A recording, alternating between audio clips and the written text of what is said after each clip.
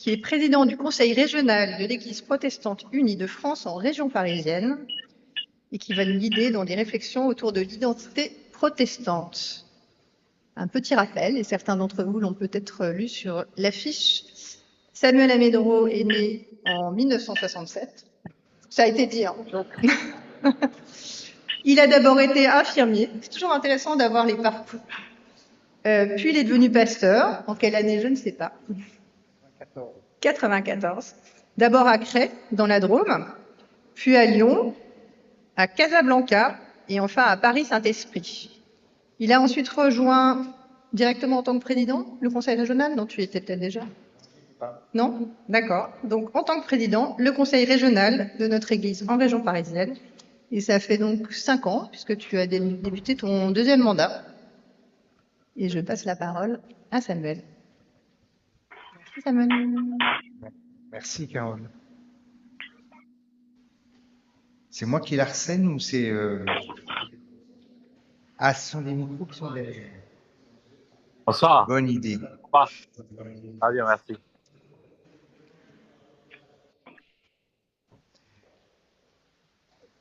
Bonsoir, je connais, c'est bien parce qu'il y a plein de visages que je connais, il y a plein de gens que j'ai déjà rencontrés.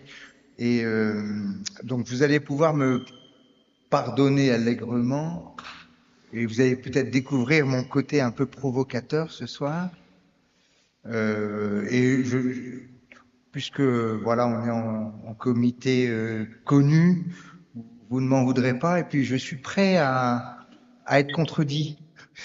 Je suis prêt à être questionné, voilà. Et ne vous inquiétez pas, ça me convient même. Et j'aime beaucoup qu'on puisse échanger.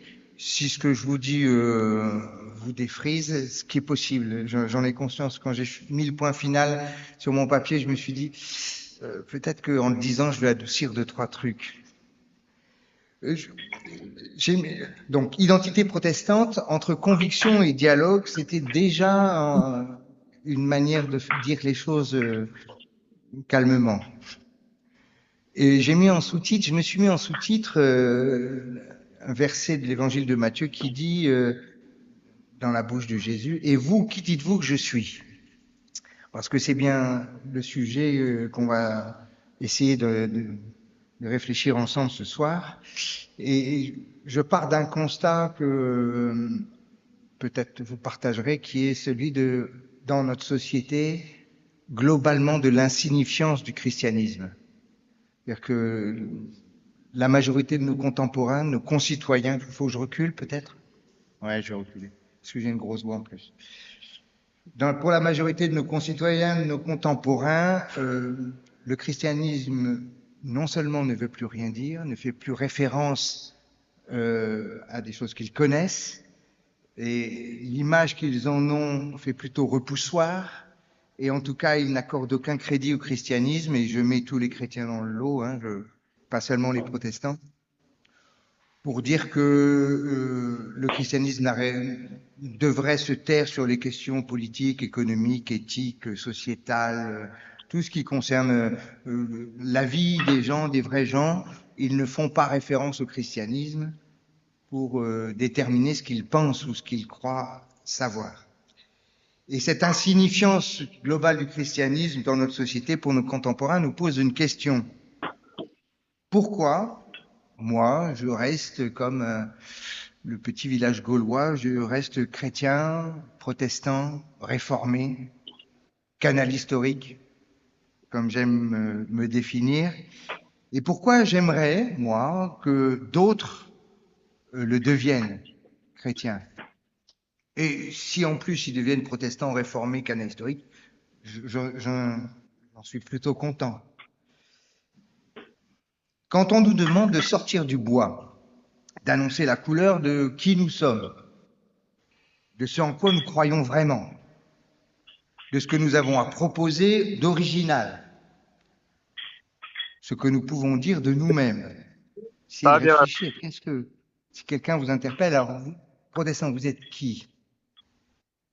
Il n'est pas rare que nos interlocuteurs soient confrontés à une sorte de silence gêné et d'un regard un peu vide vague et inquiet.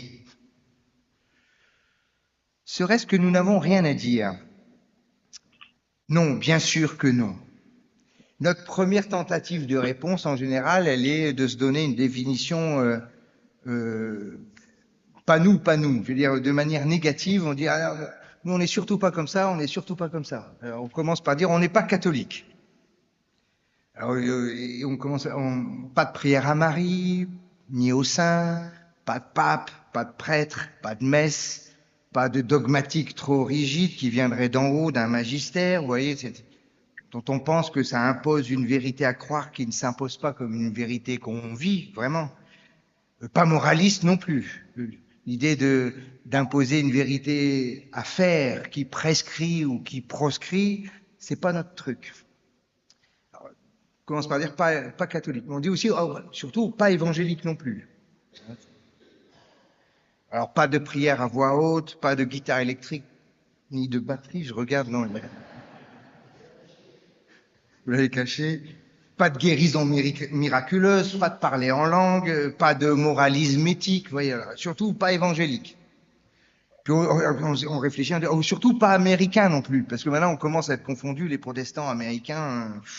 Donc pas de prosélytisme, ça on fait pas de prosélytisme, pas de fondamentalisme, pas de créationnisme, on n'est surtout pas platiste, vous voyez, des chrétiens qui croient que la terre est plate, ce qu'ils l'ont lu dans la Bible. Pas de politique aussi. Vous voyez, tout ce qu'on...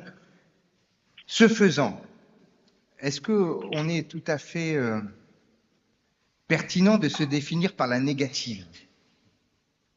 Et ce faisant, est-ce qu'on n'est pas en train de développer un discours caricatural sur nos frères et sœurs chrétiens qui ne sont pas comme nous, souvent au mépris de la réalité, toujours beaucoup plus nuancé que l'image qu'on en donne, par un discours un peu, en voulant se démarquer par la négative, on produit une caricature qui est tout à fait injuste. Pour qui rencontre le monde catholique de manière approfondie, c'est très bien que c'est pas juste. Qui rencontre le monde évangélique de manière approfondie, on sait très bien que c'est plus nuancé que ça. Alors, deuxième étape, après l'église pas nous, on se découvre en train d'utiliser un langage ésotérique de l'église club privé qui parle sa langue autochtone. Vous voyez, on se met à parler la langue des initiés, une sorte de dialecte interne, inintelligible pour le commun des mortels, des mots qui sonnent creux aux oreilles de tout le monde parce qu'ils ne renvoient pas à l'évangile, comme un événement qui nous fait vivre. Et on est tous surpris d'entendre des protestants égrener leur chapelet en latin. Sola fide, sola scriptura, sola gratia, solus Christus, soli Deo gloria. Vous voyez, on égrène notre chapelet, en latin en plus. Pour les protestants qui parlent latin. On se surprend à dire à nos interlocuteurs que ça n'est pas une collection de dogmes, non, mais des principes qui structurent la foi des protestants. Mais personne n'y comprend plus rien. Et je vous défie d'expliquer chacun de ces solus de manière pertinente pour aujourd'hui, pour dire ce qu'on croit. Et la plupart d'entre nous seraient bien ennuyés de devoir le faire. Avec une double question, d'ailleurs. Est-ce que c'est encore vrai pour nous, pour vous, que la seule autorité, c'est la Bible? Sola scriptura. La seule autorité, c'est la Bible. Est-ce que c'est vrai pour nous, pour vous, que seul le Christ sauve? Je ne fais pas de sondage, hein, mais je pourrais. Est-ce que c'est vrai pour vous que à Dieu seul soit la gloire?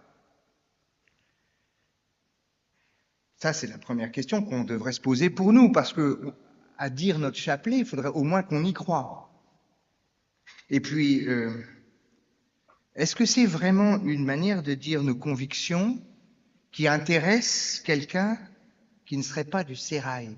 Quelqu'un qui débarque, comme ça, de nos contemporains, hein, ceux avec qui on vit tous les jours. Essayez d'expliquer le protestantisme en disant ça. Et vous allez voir, Pour le coup, l'œil vague, vitreux et vide, ce sera chez votre interlocuteur qui ne comprendra rien, forcément. Alors, troisième étape, on arrive à se définir dans le protestantisme que j'ai appelé canal historique. C'est-à-dire que il n'est pas rare de voir des protestants s'engager dans un récit sur le mode de nos ancêtres les Gaulois. Donc ils s'identifient à une glorieuse et forcément mythique histoire huguenote, quand bien même il n'aurait aucun ancêtre galérien. C'est pas Patrick, pas des Cévennes, comme tu me disais tout à l'heure. Et puis on arbore une belle croix pectorale en récitant la vie des saints protestants. Saint Luther à la Diète de Worms en 1521 qui s'oppose au légat du pape et à Charles Quint, Saint Calvin à Genève qui structure la naissance du protestantisme réformé avec l'institution de la religion chrétienne, Saint Théodore de Bèze et Saint Clément Marot qui versifient les psaumes qu'on chante encore tous les dimanches. Je pense que si je viens dimanche, je serai là dimanche, j'imagine qu'on chantera un psaume. On pense à le premier synode de 1559 à La Rochelle, avec la déclaration de foi de La Rochelle, justement.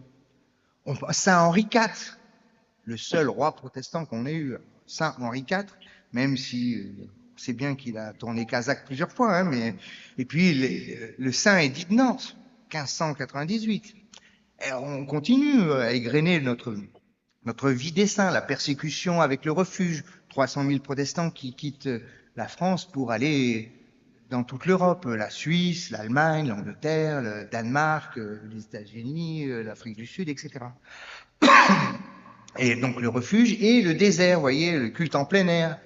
Combien d'entre vous étaient à l'Assemblée du désert là Et puis nos saints qui faisaient le culte dans le désert, dans les Cévennes, dans la Drôme, dans le Poitou rural, dans la montagne du Tarn. Vous voyez, nos terroirs à nous, où il y a plus de protestants, mais il reste des temples. Un temple par chaque village. Avec Marie Durand, avec Pierre Bayle, voilà. Et puis on continue, l'édit de tolérance, Saint Rabot Saint-Étienne qui arrache la signature de Louis XVI en 1786. On a Saint Ferdinand Buisson et Saint Louis Méjean qui écrivent la loi de séparation des églises et de l'État en 1905. Et puis Saint Marc Bogner, j'ai bien connu votre père, et puis le Chambon-sur-Lignon avec la défense des Juifs sur le plateau. Vous voyez, on égrène notre vie des saints comme si cette histoire nous tenait lieu d'identité. Et tant pis pour tous ceux qui sont d'ailleurs et qui sont pleins, qui remplissent les temples aujourd'hui, qui se reconnaissent pas du tout dans cette histoire-là. L'histoire sainte nous tient lieu d'identité protestante, et tant pis pour les autres. Et on développe comme ça une sorte de protestantisme identitaire qui fonctionne la plupart du temps comme un repoussoir, il faut le dire, pour tous ceux qui ne s'y reconnaissent pas. Et pour toutes celles et ceux qui voudraient s'approcher et dire, ah là franchement, moi, mon nom n'est pas inscrit dans le musée du désert, dans la liste des galériens. Enfin, alors, vous voyez les étapes que j'ai développées là. L'église Panou, l'église club privé, le protestantisme canal historique, et puis on continue sur notre identité en disant bon, c'est pas tout ça, mais nombreux sont ceux qui ne se reconnaissent plus dans ces histoires-là et qui développent pour eux-mêmes, pour leurs enfants, pour leurs petits-enfants, le discours des valeurs dites protestantes. On se met à égrener, cette fois-ci, des mots valises qui sont censés dire qui nous sommes. On parle d'austérité, de rigueur, de discipline, d'intégrité, de discrétion, de pudeur, de responsabilité, d'engagement, de liberté de conscience, de droits de l'homme. Et la question se pose immédiatement, mais en quoi Ces valeurs sont-elles spécifiquement protestantes? Quelle est notre autorité pour capturer ces valeurs et dire c'est les nôtres? C'est ce qu'on est, nous. Nul ne peut le dire vraiment. Je connais des gens très rigoureux, très austères, très responsables, très engagés, qui ne font pas partie de notre crèmerie. Et nous nous retrouvons avec un discours un peu fade, vaguement consensuel, qui ne fâche personne et qui dit ce que tout le monde dit sans être protestant. Et c'est en fait un discours de survie qui remplace le discours de la foi, des convictions. Dans Le Gai Savoir vous savez, c'est un livre de Friedrich Nietzsche. Nietzsche a annoncé la mort de Dieu. Et quand il dit la mort de Dieu, c'est ce Dieu moral, anthropomorphique, tout-puissant. À la mort de Dieu, il y a le christianisme qui essaye de se survivre à lui-même quand Dieu est mort. C'est ce que Nietzsche dit dans Le Gai Savoir. En perdant la foi, en fait, et en n'ayant que les valeurs à transmettre, on perd l'arbre qui donne vie aux fruits que sont ces valeurs. Et une sorte de fatigue s'empare des chrétiens et des pasteurs qui sont là d'être chrétiens et d'opérer une tentative de réanimation d'un corps en train de mourir. On pense qu'il faut faire survivre le christianisme par les valeurs. Et pour ce faire, il faut lui enlever tout ce qui dérange, toutes les aspérités. Alors, on essaye de garder l'enseignement de Jésus sur l'amour du prochain, et on lui enlève tout ce qui part de la mort de Dieu, de la croix, la résurrection, vous voyez, tout ce qui est dans notre Bible et qu'on n'intègre pas, qu'on ne peut pas intégrer dans ce discours des valeurs. On proclame un accueil radical, inconditionnel, en reprenant le slogan de McDo, « Venez comme vous êtes ». Et donc on arrive à l'église McDonald's. Venez comme vous êtes et vous repartirez comme vous êtes venus. C'est sans avoir rien changé à ce que vous êtes. Alors voilà, je sais que vous me trouvez déjà vraiment provocateur. Je vais essayer de me calmer, mais c'est pas sûr. Alors, pour essayer de détailler ce que je dis, je suis allé voir le site officiel de notre Église, de l'Église protestante unie de France, pour voir comment il parle de nous. Aujourd'hui, là, vous ferez l'exercice tout à l'heure en rentrant chez vous, si ça vous intéresse. Comment il parle de nous et de nos convictions. Si vous y allez, vous verrez sur la page d'accueil 5 mentions des enjeux écologiques.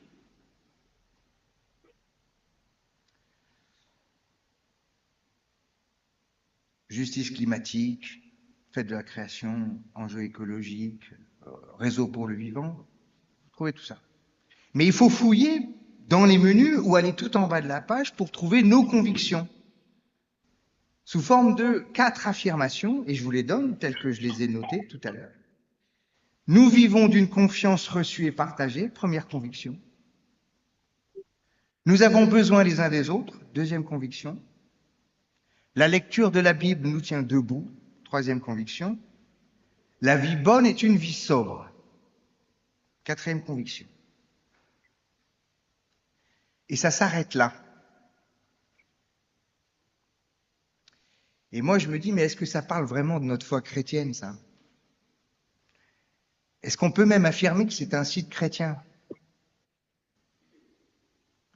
Quand on lit ces 4 phrases, ces 4 convictions, si on enlève le sigle Église protestante unie, on pourrait penser que ça n'est pas un site chrétien. Et deuxième question, est-ce qu'on s'y reconnaît vraiment? Est-ce que ça parle vraiment de nous? Qui peut vraiment dire ici, ça c'est vraiment nous, ces affirmations-là? Ça dit vraiment qui nous sommes. Troisième question, est-ce que c'est différenciant, comme on dit dans la com? C'est-à-dire que, est-ce que c'est vraiment original par rapport aux autres confessions chrétiennes? aux autres religions, aux autres courants philosophiques, courants de pensée. Moi, je connais des loges maçonniques qui pourraient afficher ces 4 choses-là, hein, tranquillement. 5e question, est-ce que c'est parlant? Je veux dire, est-ce que tous ceux qui lisent ça peuvent dire « Ah, on comprend tout de suite ce en quoi ils croient ». C'est évident.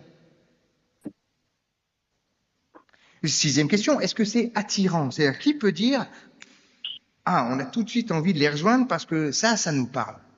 Ça, c'est vraiment ce qu'on recherche. » Nous vivons d'une confiance reçue et partagée, nous avons besoin les uns des autres, la lecture de la Bible nous tient debout, la vie bonne est une vie sobre. Et dernière question, est-ce que c'est vraiment efficient? Est-ce que ça change quelque chose dans le monde de dire ça? Quels sont les fruits que cela porte dans la vie des gens qui voudraient nous rejoindre? Se dégage alors, en tout cas pour moi, c'est mon impression, et vous n'êtes pas du tout obligé de la partager, une impression de grand flou. Vous connaissez l'expression, quand c'est flou, c'est qu'il y a un loup. Sont-ils chrétiens? Qu'est-ce qu'ils croient vraiment, ces gens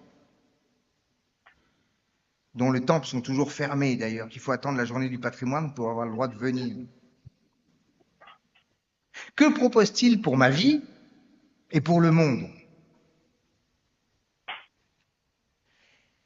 Là, la situation devient vraiment difficilement tenable, c'est que nous ne vivons pas sur une île déserte, mais au cœur d'une société, et d'une société qui est hyper polarisée.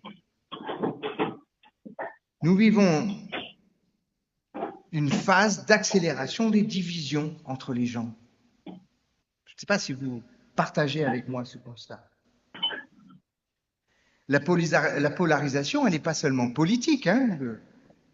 Attends, il nous donne à voir, mais elle est aussi culturelle, elle est sociale, elle est religieuse. Et elle fonctionne sur le mode du clivage binaire radical. Dans la société civile, on a les identitaires et les inclusifs, de manière binaire.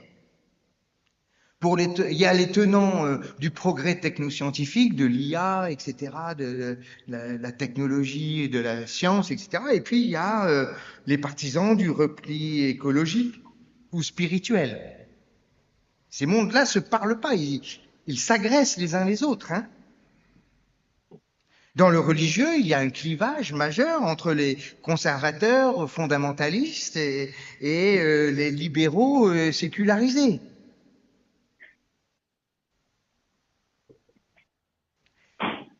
L'hyperpolarisation naît, disent les sociologues, de la perte des médiations. Il n'y a plus de lieu de dialogue, plus de récits communs, ce qui favorise une logique de tribu. Des communautés fermées, homogènes, avec leur chambre d'écho numérique. Ils vont sur les réseaux sociaux, sur les sites internet, sur YouTube, et ils ne voient que des choses qui renforcent leur communauté et l'homogénéité de leur communauté. Ils parlent entre eux et ils se renforcent les uns les autres contre. Cette hyperpolarisation rend difficile la possibilité d'un discours universel, d'un témoignage rassembleur. Chaque discours est immédiatement lu comme appartenant à un camp.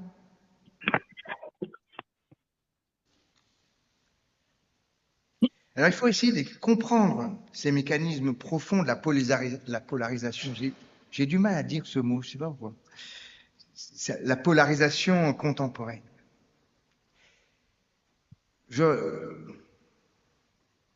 rappelle ce que je disais tout à l'heure, qu'elle ne se réduit pas à l'intensité des désaccords politiques, même s'ils sont très clivants. Elle repose sur une double dynamique, une sorte d'homogénéisation interne des groupes idéologiques et une hétérogénéisation croissante entre ces groupes. Homogénéisation, hétérogénéisation. Cette définition montre que le problème est de nature structurelle, systémique. On n'est pas en train de parler d'une simple divergence d'opinion, on ne serait pas d'accord, mais d'une recomposition profonde d'un lien social autour de l'appartenance à un groupe. Et les sociologues appellent ça la polarisation affective, qui va au-delà du désaccord rationnel où on a le droit de ne pas être d'accord sur des idées. Mais c'est beaucoup plus profond que ça, pour toucher les structures identitaires. L'autre n'est plus un adversaire avec lequel je veux débattre, mais un ennemi dont l'existence même menace l'intégrité du groupe. Et vous pouvez relire l'actualité internationale à l'aune de cette analyse. Je prends un exemple. Les institutions de la Ve République, et vous allez voir qu'il y a une actualité assez criante, apportent un éclairage crucial. Le parlementarisme rationalisé français, avec ses mécanismes de 49.3 et de vote bloqué, vous voyez de quoi je parle, produit une sorte de violence institutionnelle qui érode la légitimité démocratique. Ce système crée une illusion d'un pays gouvernable tout en alimentant le ressentiment de ceux qui ont perdu. Le mode de scrutin majoritaire renforce la domination d'un seul parti, transformant les perdants en exclus plutôt qu'en opposition légitime. Mais quand les perdants gagnent les élections, qu'on se retrouve avec trois pôles d'égale valeur, alors plus aucun dialogue n'est possible. On se cristallise pour détruire l'autre. Toute ressemblance avec les situations actuelles serait absolument fortuite et non voulue. Cette dynamique institutionnelle explique pourquoi la France se classe première en Europe pour la polarisation selon l'université Charles III de Madrid, qui a étudié le phénomène. La France est championne d'Europe de la polarisation. Donc on prend conscience que cette polarisation de notre pays et du monde ne résulte pas seulement de facteurs culturels ou médiatiques. On peut accuser les médias, ils portent leur part de responsabilité dans le jeu, mais d'une architecture politique qui encourage la confrontation beaucoup plus que la délibération ou la coopération. Ce qui est possible en Allemagne ou en Belgique n'est pas possible en France. Les syndicats, les corps intermédiaires, les instances de médiation sont progressivement contournés au profit d'un face-à-face entre l'exécutif et la rue, et les gens qui cassent dans la rue. Il y a donc vraiment une crise en fait anthropologique. L'effacement des cadres traditionnels de sens, l'Église, la nation, la classe sociale, laisse les individus dans une quête identitaire. Ils recherchent qui ils sont, qui se cristallisent autour d'appartenances idéologiques de plus en plus rigides. C'est le sociologue Christopher Lasch qui a anticipé cette évolution dans ce qu'il appelle la culture du narcissisme. Face à l'effondrement des structures traditionnelles qui donnent le sens, qui donnaient le sens, l'Église, la nation, la classe sociale, etc.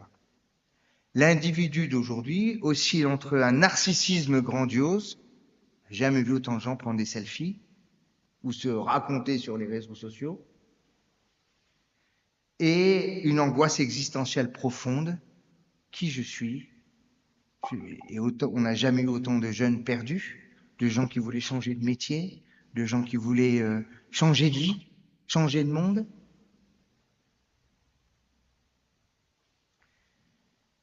Et donc on a une sorte de défense psychologique qui offre à chacun la certitude d'être dans l'appartenance du camp du bien face aux forces du mal, ou l'axe du mal selon l'expression des uns et des autres. Et cette dimension anthropologique montre pourquoi la polarisation touche particulièrement les jeunes générations. privés de repères traditionnels, mais confrontés à l'urgence climatique, aux inégalités croissantes, à l'incertitude économique et à l'incertitude géopolitique, ils se retrouvent dans l'engagement radical, une sorte de réenchantement du monde et de reconquête du sens. Ils vont chercher des gens qui affirment radicalement une identité. Et c'est un phénomène qui touche beaucoup mes frères catholiques que je connais bien, où il y a toute une génération de jeunes qui arrivent demandant des messes en latin, de l'encens, et tous les prêtres d'un certain âge regardent ça affolés de voir les soutanes réapparaître dans l'espace public, affolés de cette recherche-là de polarisation. Et vous voyez que la France, en plus, elle présente une spécificité par la laïcité, vous voyez, dans la gestion de la pluralité religieuse qui accentue la polarisation. Initialement, la laïcité, c'est prévu comme un principe de coexistence pacifique entre les convictions dans l'espace public. Ok, je le résume comme ça, j'espère que vous serez d'accord. Et ça tend à devenir une idéologie séculière exclusive. On veut nettoyer l'espace public de toute référence à des convictions.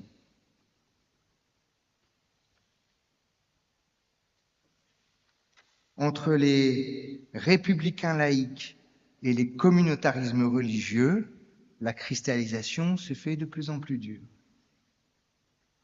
Entre différentes traditions religieuses qui entrent en concurrence dans l'espace public. Dans ce contexte, notre tout petit protestantisme réformé français occupe une place assez paradoxale. Historiquement, on se sait lié et attaché à l'émergence de la laïcité. Parce que notamment, ça nous permettait d'être présents dans l'espace public qui était phagocyté à l'époque. Mais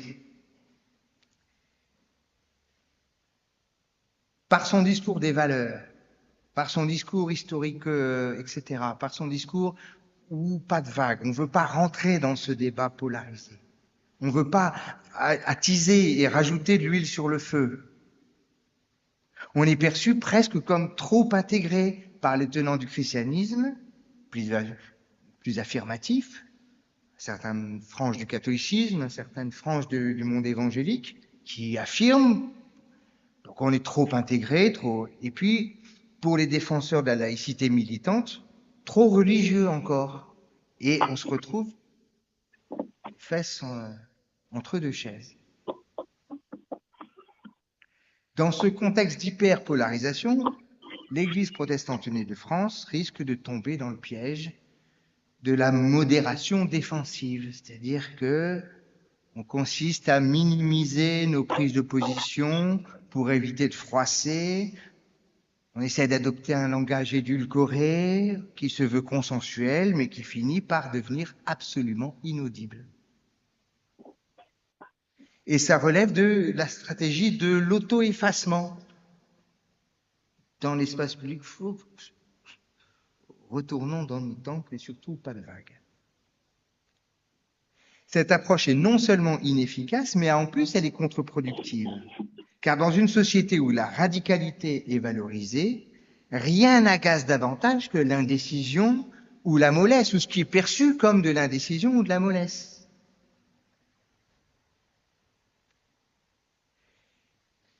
Cette analyse que je tente devant vous ce soir touche à un paradoxe profond de notre protestantisme réformé français. Alors que nous sommes héritiers d'une tradition de résistance, de réforme, de tenir bon, il nous arrive de donner l'impression d'avoir perdu notre capacité prophétique au profit d'un consensus mou. Et cette perception, elle est amplifiée par notre communication qui privilégie le négatif. On ne fait pas la police de la pensée, on n'a pas de chef ici. Vous voyez tout ce qu'on dit de nous en négatif. Plutôt que d'affirmer positivement ce qui anime notre foi et notre Église. Je crois que nous devons refuser les alternatives imposées par la polarisation contemporaine. Face à un dilemme entre une modération fade et un radicalisme sectaire, je crois possible de trouver une voie, une troisième voie, qui n'est pas la voie moyenne. Parce que la voie moyenne, vous voyez, c'est on est dans le consensus. On essaye de trouver son chemin. Je milite vraiment pour une radicalité enracinée dans l'Évangile qui transcende les clivages habituels. Il ne s'agit pas de devenir radical selon les termes imposés par la société polarisée, mais de redécouvrir et d'articuler la radicalité qui découle naturellement de l'Évangile, tel que le comprend la tradition réformée.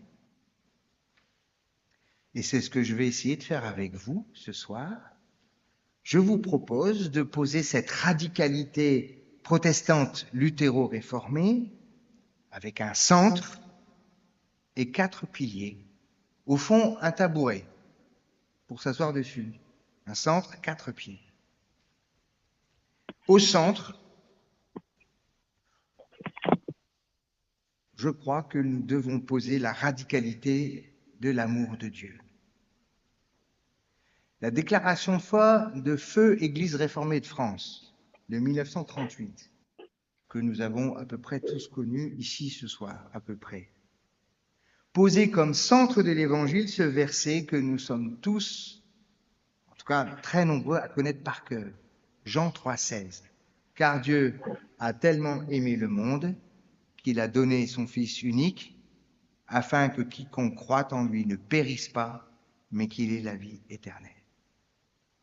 Un amour tellement radical qu'il va jusqu'à donner son Fils, par amour pour nous.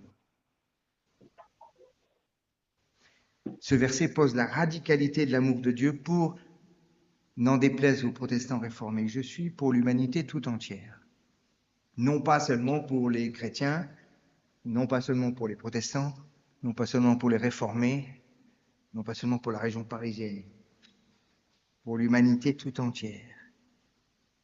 À tous ceux qui se sentent terriblement isolés dans notre monde, seuls dans cette bataille polarisée, narcissique, communautariste, dont la question vitale consiste à se sentir aimé pour être capable d'aimer. Aimer et être aimé, n'est-ce pas une question vitale qui concerne l'humanité tout entière?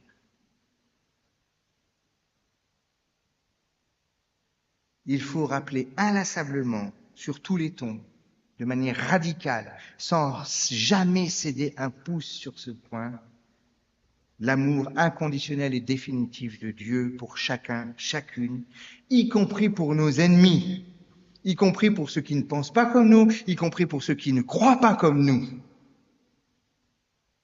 et y compris pour ceux qui ne croient en rien du tout. Un amour singulier pour chacun, pour chacune, qui fonde un lien personnel et unique avec Dieu, avec ce Dieu d'amour. Un lien personnel. Je me sens aimé par Dieu. J'espère que chacun d'entre vous pouvez l'affirmer de manière claire et radicale. Je me sais aimé par Dieu. Un amour plus fort que la mort, comme le proclame la résurrection du Christ qui nous est promise. Un amour qui se vit et se donne à partager dans la vie de nos communautés. Moi, quand je mange avec vous ce soir et je vois que chacun a amené quelque chose, il se vit quelque chose de magnifique, de l'amour de Dieu dans la communauté. Un amour qui seul peut construire et reconstruire un monde en commun à partager. Je veux être un radical de l'amour. Ce n'est pas un discours, mais c'est une manière d'être. L'amour, ça n'est pas une parole, c'est un acte. Il ne peut s'incarner qu'à plusieurs, sauf dans le narcissisme. L'amour se vit en relation avec quelqu'un d'autre. Et donc, ça ne se vit qu'à plusieurs dans une communauté. Ça ne se peut pas se vivre ailleurs que dans la communauté. et pas à travers des écrans, pas par des algorithmes, par la relation. L'IA ne créera jamais de relation. Jamais. Ce sont des chiffres. Ce sont des chiffres, rien d'autre. C'est une machine. Il ne peut s'incarner que dans nos communautés et les liens qui se tissent dans nos églises en sont le premier visage. C'est à l'amour que vous aurez les uns pour les autres que tous sauront que vous êtes mes disciples, dit Jésus dans l'évangile de Jean.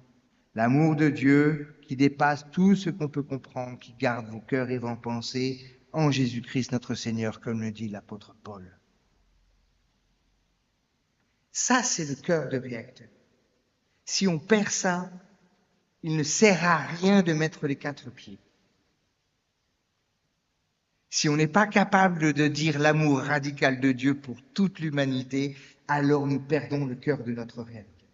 On dit ça dans notre langage, si on voulait parler le langage ésotérique, le sola gratia, par la grâce seule, gratuite.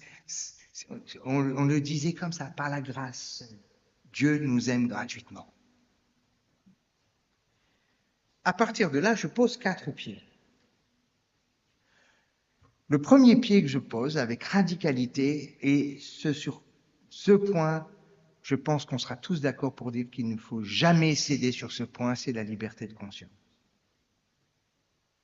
Si les protestants ont apporté quelque chose à l'humanité, et c'est né par Luther face au légat du pape et à Charles Quint disant « Je ne peux pas me démettre car ma conscience est captive de la parole de Dieu, je ne peux faire autrement qu'il en soit ainsi ».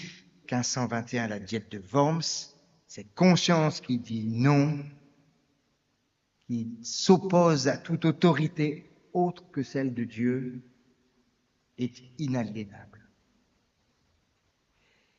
Et elle ne découle pas d'un relativisme postmoderne en disant tout le monde a raison, mais d'une conviction toute réformée que chaque croyant est responsable devant Dieu de ses convictions. C'est pour ça que la catéchèse n'est pas d'apprendre la foi aux enfants, mais de leur faire une rencontre personnelle avec Dieu pour qu'ils puissent être responsables de leurs propres convictions. Le jour où ils viennent faire leur confirmation, c'est qu'ils viennent dire « Je crois que Dieu m'aime ». Le reste n'a aucune importance, strictement aucune. Cette radicalité se manifeste dans l'affirmation que chaque protestant est pape, une Bible à la main. Assumons ce sobriquet. Il est vrai. Principe qui a historiquement contribué à l'émergence des droits de l'homme, à la séparation de l'Église et de l'État. Cette liberté, ça n'est pas de la permissivité. Elle exige de chaque croyant qu'il assume pleinement la responsabilité de sa foi, sans se réfugier derrière une autorité extérieure. C'est une radicalité de la responsabilité individuelle qui s'oppose tant au dogmatisme qu'au conformisme. Je ne fais pas comme les autres, je pense par moi-même. Et je l'ai appris dans mon protestantisme réformé. Et j'en suis fier. La liberté, ça n'est pas un principe accessoire, voyez, c'est un principe radical. Elle est ou elle n'est pas. Nous ne pouvons pas transiger avec cette liberté dans la foi. En ce sens, il ne pourra pas y avoir de prosélytisme dans notre Église. Vous voyez ce que Castellion appelait le forcement des consciences, qui prend la place de Dieu par cette prétention folle de changer les cœurs. Non, il y a une mission qui est de créer l'occasion d'une rencontre, de faire en sorte que les gens puissent rencontrer par eux-mêmes le Seigneur et développer leur propre foi. Nous sommes et nous voulons être des missionnaires de la liberté. Voilà pourquoi nous sommes fondamentalement attachés à la laïcité, parce qu'elle se donne comme un principe de liberté. Ce principe vital donne vie à une réalité dans notre Église de pluralité théologique. Puisque il y a la liberté de conscience, alors il y a une légitime diversité dans cette pluralité. Nous ne sommes pas d'accord.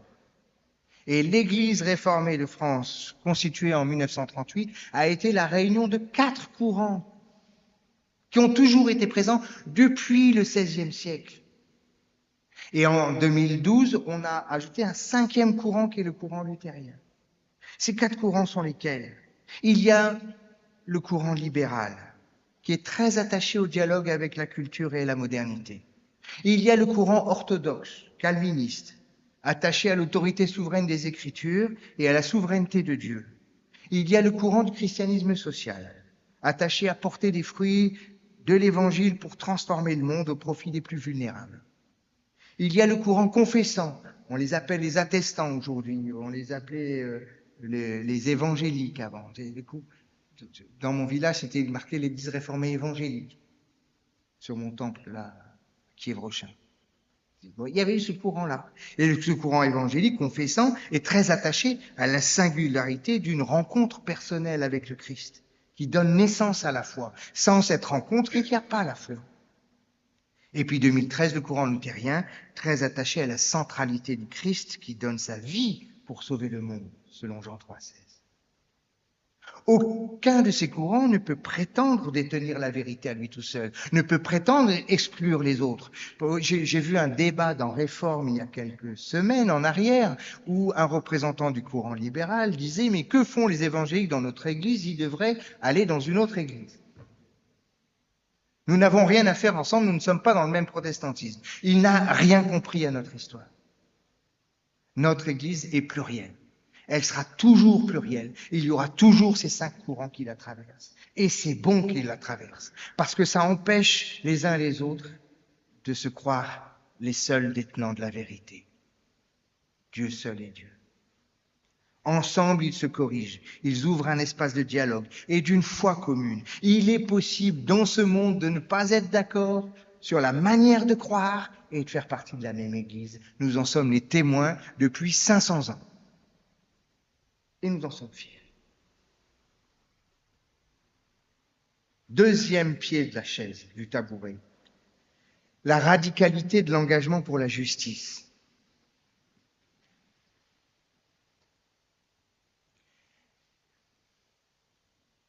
Notre mémoire devrait toujours nous rappeler que la foi protestante réformée ne se limite pas à l'affaire spirituelle, mais s'incarne toujours dans un engagement social fort. C'est ce que nous avons fait depuis toujours. Dieu aime le monde et cela doit se voir. Cette conviction s'enracine dans la maxime de Paul Ricoeur, vous savez, vivre une vie bonne avec et pour les autres dans des institutions justes. C'est sa définition de l'éthique. Vivre une vie bonne avec et pour les autres dans une institution juste. Souvenez-vous de la parabole du figuier stérile maudit par Jésus en Luc 13, parce qu'il ne porte pas de fruits. Souvenez-vous de la parabole du bon samaritain. Souvenez-vous de la parole de Jésus sur ce que nous avons fait au plus petit de ses frères, dans Matthieu 25. Souvenez-vous de l'épître de Jacques. Une foi qui ne porte pas de fruits est une foi morte. C'est radical, c'est vrai. Il faut le reconnaître, et au nom de ce principe radical, le discours qui interdit à l'Église tout engagement politique est un discours obsolète et mortifère.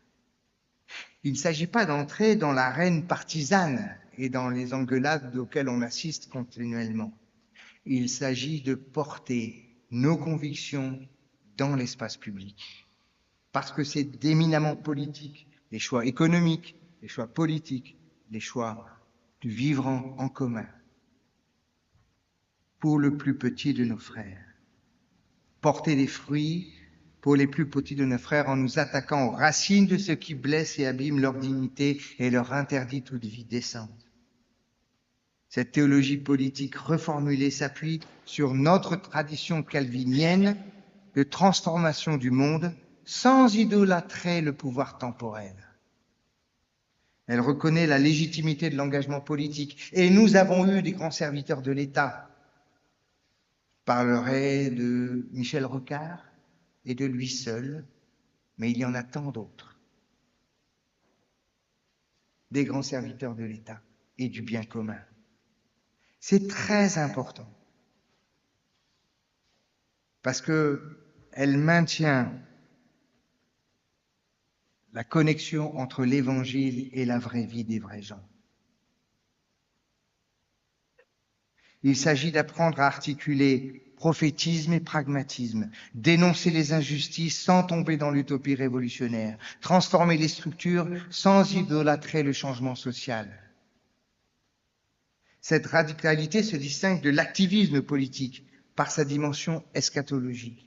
L'engagement pour la justice découle de l'espérance chrétienne et vise la transformation du monde selon l'idéal du royaume de Dieu qui s'est approché.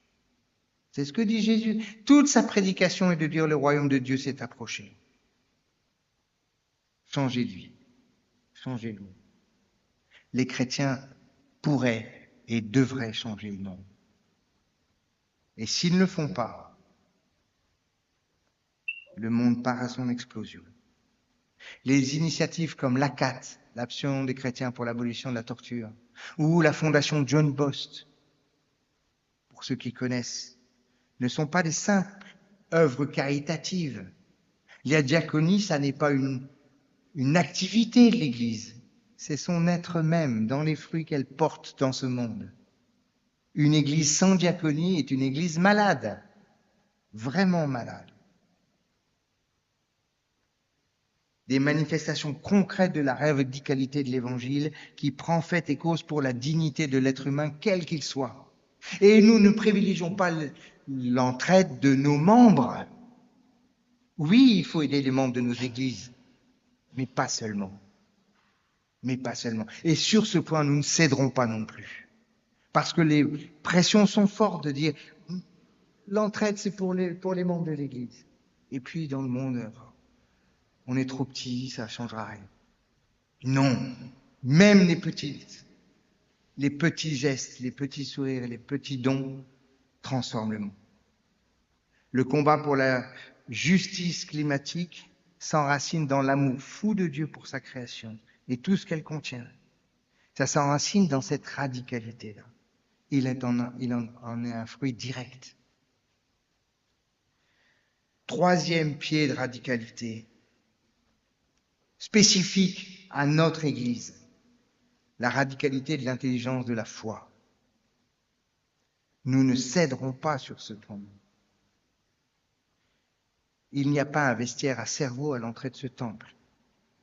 On veut que les gens soient intelligents et intelligents dans leur foi et qu'ils utilisent leur cerveau comme un cadeau de Dieu pour comprendre le monde, pour comprendre leur foi et pour donner du sens dans un monde qui est devenu complètement fou et absurde. C'est une question existentielle radicale qui concerne tous les humains, de trouver sens à leur vie.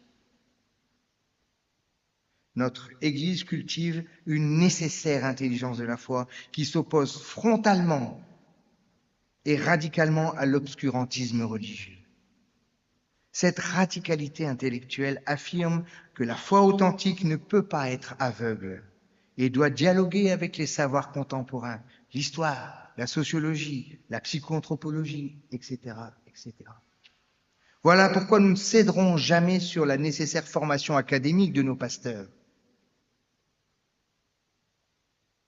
ni sur la qualité centrale des prédications dans notre manière de célébrer. Nous voulons des prédications intelligentes, oui ou non? Il peut y avoir des tambours, des trompettes, de l'orgue, des guitares, de la prière à haute voix, des psaumes chantés, peu importe. Nous devons garder comme un cœur précieux de notre culte l'exigence de qualité de nos prédications et donc l'exigence de qualité de la formation de ceux qui prêchent. C'est bientôt l'heure, non? Ah oui, c'est ça. J'ai fini, j'ai fini. Pardon? Il manque un pied. Il manque un pied. Et c'est vrai qu'une chaise avec 3 pieds, c'est compliqué. voyez, cette exigence découle de la conviction toute réformée que Dieu est plus grand que nos représentations de lui et que la vérité n'a rien à craindre de l'examen critique et de l'intelligence des hommes. Dieu est bien plus grand que ce qu'on peut en dire. C'est une sorte de radicalité de l'humilité épistémologique, je veux dire, qui reconnaît les limites de toute formulation doctrinale et qui maintient la possibilité d'une connaissance réelle de Dieu. C'est important de rester humble sur ce qu'on dit sur Dieu. Et si on n'est pas formé intellectuellement, si on ne se met pas sous les feux de la critique historique, des sciences humaines, etc., alors on essaye de faire un bunker de nos convictions et on a une conviction schizophrène où ce que nous croyons n'a rien à voir avec ce que nous savons. Quatrième pied, spécifique de notre identité luthéro-réformée, la radicalité démocratique. Alors nous, on a un gros mot chez nous. On appelle ça le régime presbytérien synodal. Même les gens de l'Église ne savent pas ce que c'est trop. Mais on en est fiers quand même. On l'affirme, mais disons les choses clairement. Notre Église fonctionne de manière démocratique. Elle a des assemblées générales, elle élit des gens, et le pouvoir, il est partagé, il est collégial, il est électif et il est temporaire. Et tout pouvoir a un contre-pouvoir. Il n'y a pas de lieu où les pasteurs décident tout seuls. Il n'y a pas de lieu où les laïcs décident tout seuls.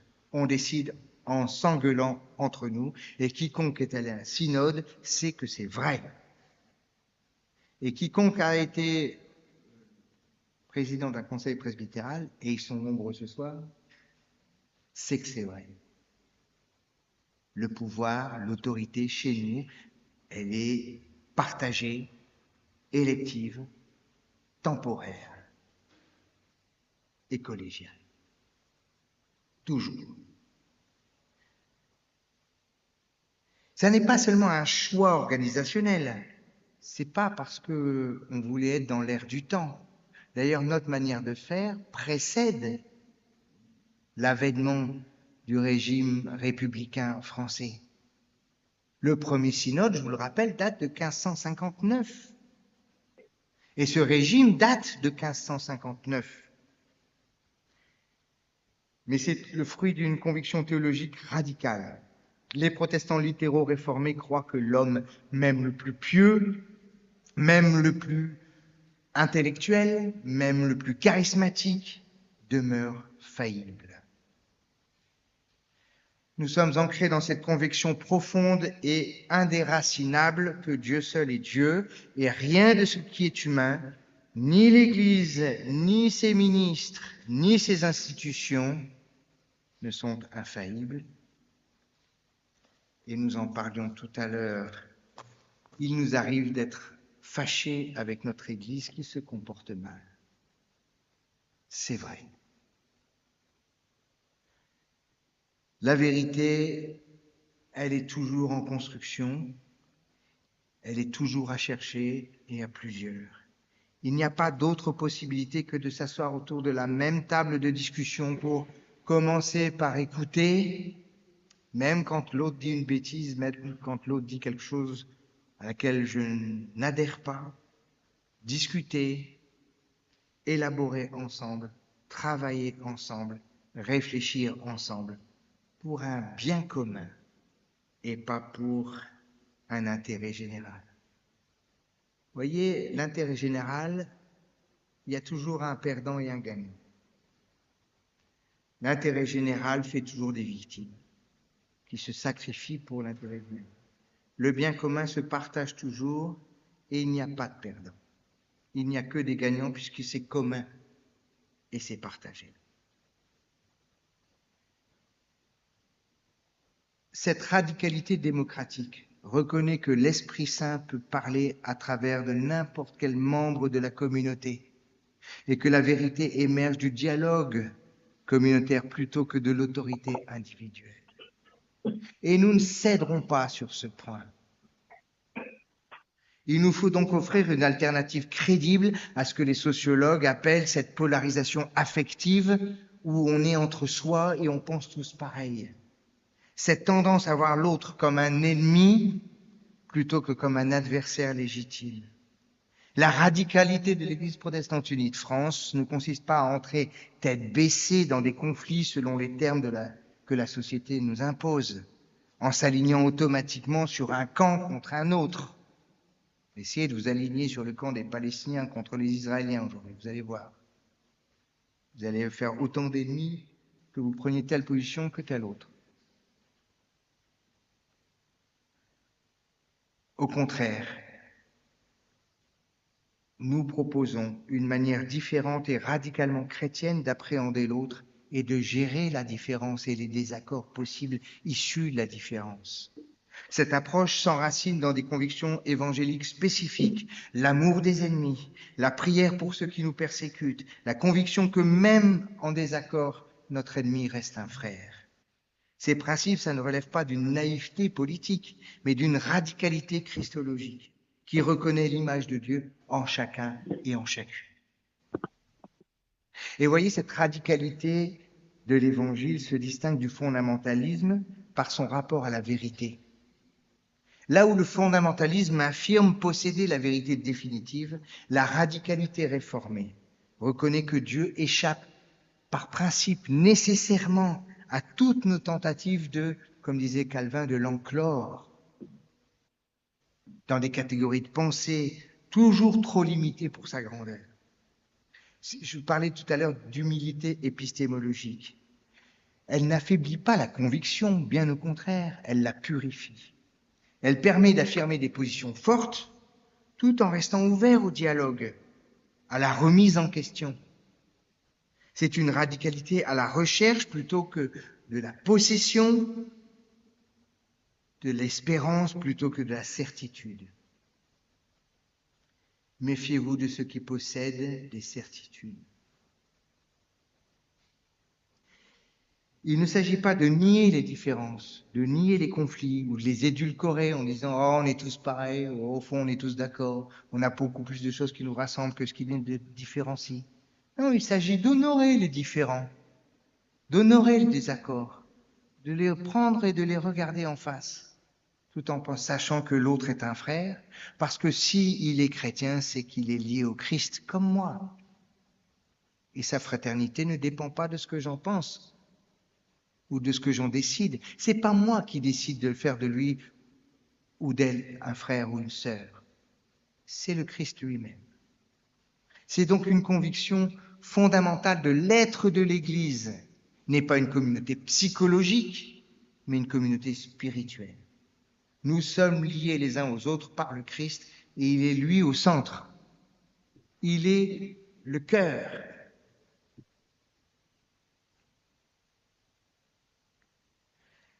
Et vous voyez, cette théologie s'enracine dans la théologie du Saint-Esprit très chère à Calvin, qui reconnaît que la vérité peut émerger d'un dialogue contradictoire. Contrairement à un système pyramidal, d'une autorité magistérielle ou d'un modèle plutôt évangélique, d'une autorité littérale de l'Écriture. L'Église protestante unie de France dit que nous croyons que l'Esprit Saint guide la communauté à travers de la confrontation respectueuse des perspectives. C'est une ecclésiologie démocratique qui ne relève pas d'un choix purement pragmatique, mais d'une conviction théologique. L'image de Dieu en chaque croyant, qu'on appelle le sacerdoce universel, implique que nul ne peut monopoliser la révélation divine, fût-il pasteur. Le système presbytérien synodal devient l'incarnation institutionnelle de cette conviction théologique. Et nous en sommes fiers. Je conclus. Je rassemble les quatre pieds. Au centre donc, la radicalité de l'amour de Dieu, l'amour fou de Dieu pour sa création, qui s'incarne dans la vie communautaire.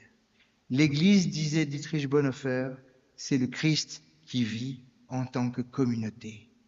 Vous êtes le corps du Christ. Ce centre qui pose un amour sans condition est porté par 4 convictions fortes sur lesquelles nous ne céderons pas un pouce. Et c'est cela peut-être notre identité réformée. La radicalité de la liberté de conscience qui s'incarne dans la pluralité assumée de notre Église. La radicalité de l'engagement pour la justice qui est le visage politique de l'amour du monde et leur place dans ce monde.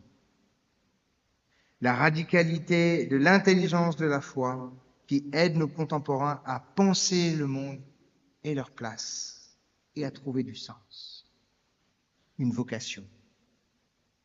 La radicalité du débat démocratique qui s'incarne dans nos institutions pour prendre des décisions que nous espérons inspirées et guidées par le souffle de Dieu pour son Église et pour le monde. Ainsi, ce n'est pas un message que nous portons comme une volonté de communiquer une information, un savoir, une culture, des valeurs, sur qui nous sommes, sur ce que nous faisons. Mais c'est bien une manière d'être qui essaye de donner du corps à l'évangile dont nous vivons. Celles et ceux qui s'approchent, qui nous regardent vivre en tant qu'Église, ne cherchent pas des informations ou à augmenter leurs connaissances. Ils cherchent à vivre d'une vie vivante et ils nous regardent vivre. Parler de l'Évangile, c'est bien, c'est très bien même. Être l'Évangile pour quelqu'un d'autre, c'est 1000 fois mieux. L'Évangile incarné pour les uns, pour les autres. Devenir l'Évangile, c'est cela l'enjeu. C'est une vraie communication qu'on appelle indirecte. Vous n'êtes même plus obligé de citer l'Évangile d'une manière explicite quand vous êtes l'Évangile. Toute parole qui porte en elle la joie d'exister, l'amour de Dieu, est une parole qui est l'Évangile. Il s'agit de ne pas avoir en vue un résultat, mais d'avoir en vue la libération de l'autre, ce qui le rend capable d'accueillir l'Évangile et d'en faire ce qu'il veut. Il ne s'agit pas de remplir les bancs du temple, il s'agit d'être l'Évangile pour les autres. La vérité n'est jamais une réalité en soi, c'est un chemin. Cela distingue le christianisme d'une idéologie. Une idéologie, c'est une vérité comme savoir opposable. Dans la Bible, on invite chacun à faire la vérité. Une épreuve de vérité qui vérifie en nous que nous vivons de l'Évangile. Il nous faut présupposer que l'autre, quel qu'il soit, est déjà sur un chemin de vérité et que nous marchons avec lui, comme nous sommes, avec fierté, sans mettre nos convictions dans notre poche. Je vous remercie.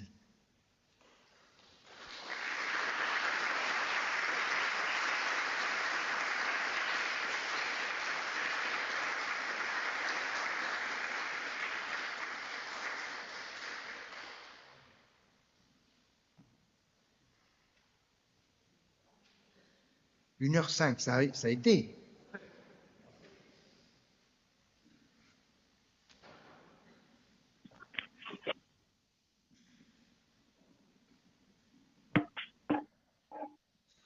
Merci beaucoup Samuel.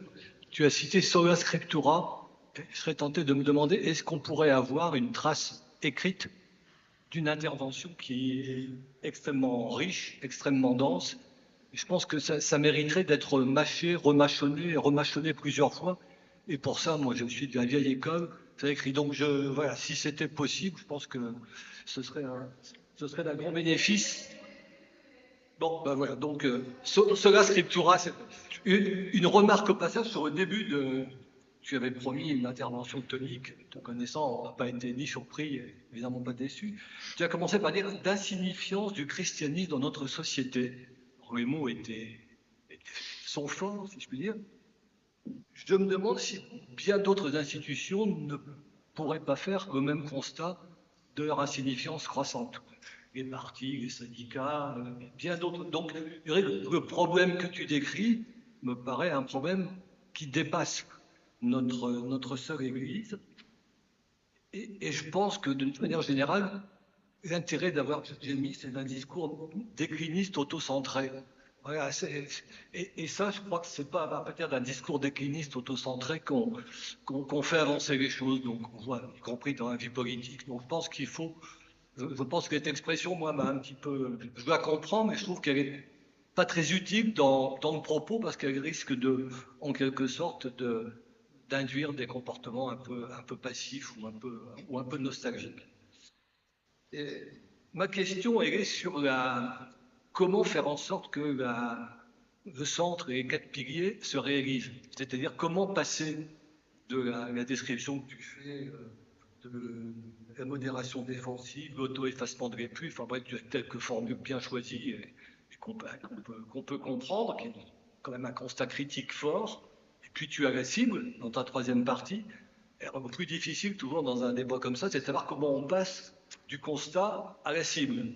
Donc, quels sont les leviers, quels sont les blocages à débloquer, quelles sont les conditions à réaliser pour avancer dans la direction que tu estimes être la bonne. On en prend plusieurs ou je commence à... C'est déjà pas mal, hein? Merci, Raoul. Je suis très sensible au début de ton intervention sur la question d'un discours décliniste qui pourrait donner le à quoi bon, quoi.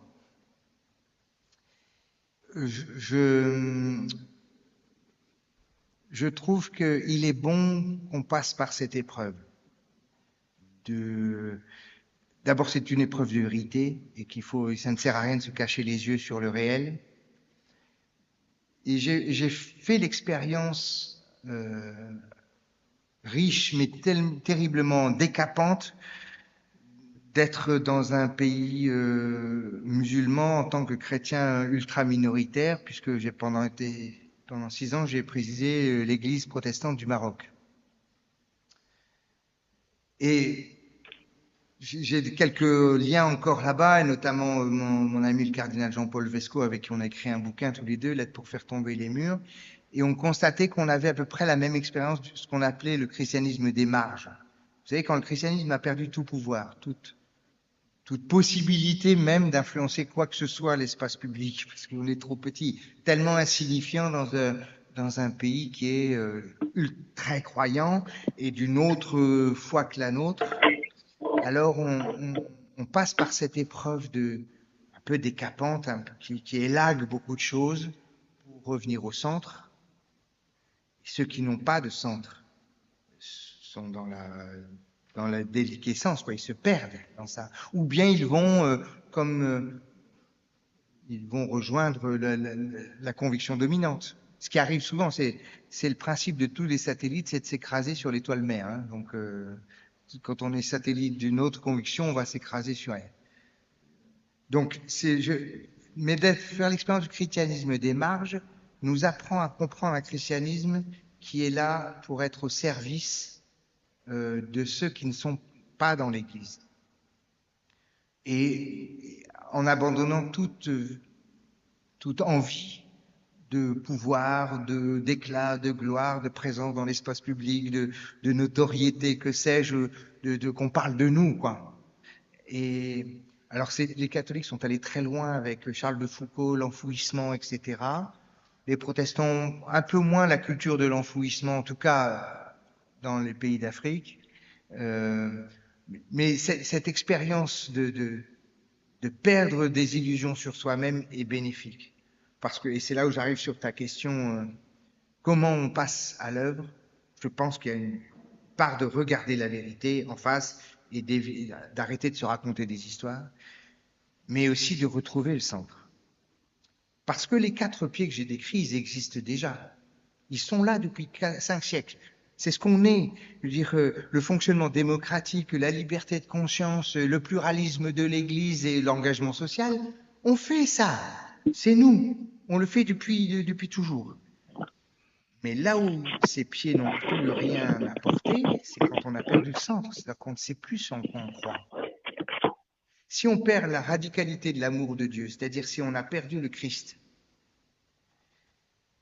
et beaucoup, j'ai beaucoup assisté, je sais que je suis père de 5 enfants et grand-père de 3 et bientôt 4.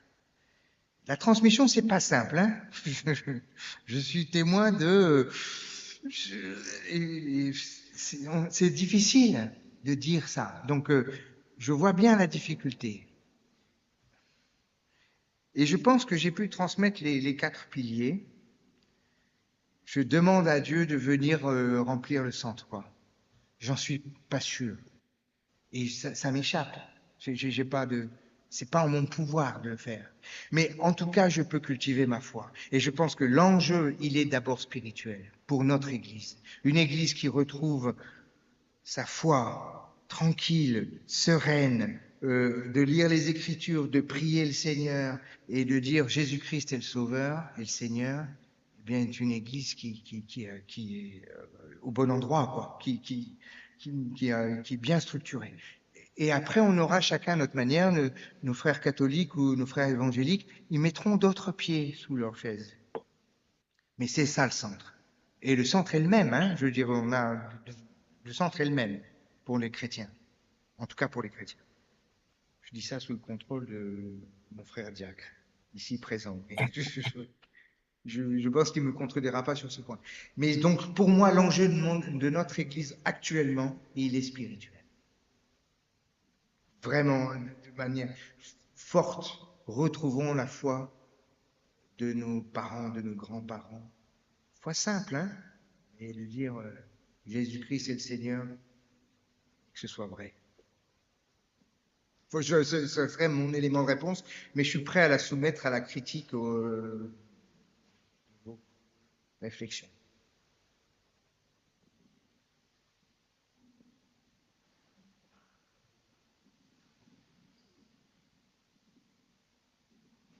Je veux bien répondre du coup, puisque j'ai été un petit peu sollicité. Alors, je sais que l'exercice consistait à marquer un petit peu les différences, mais j'ai trouvé énormément de points communs dans tout ce que vous avez dit. Notre petite expérience catholique, alors notre expérience récente, c'est Vatican II, qui nous a beaucoup transformés, à tel point qu'on s'est enfoui, comme vous l'avez dit, et donc il y a une vingtaine d'années, on s'est dit qu'il fallait se sortir. Notamment les évêques de France ont proposé un petit livre qui s'appelait Proposer la foi dans la société actuelle. Donc exactement ce que vous dites, revenir au cœur et l'exposer. Et ces derniers temps, on a beaucoup insisté sur la mission. Donc je retrouve ce que vous avez vécu au Maroc. La mission, c'est pas proposer de manière surplombante, mais au contraire être au service des autres.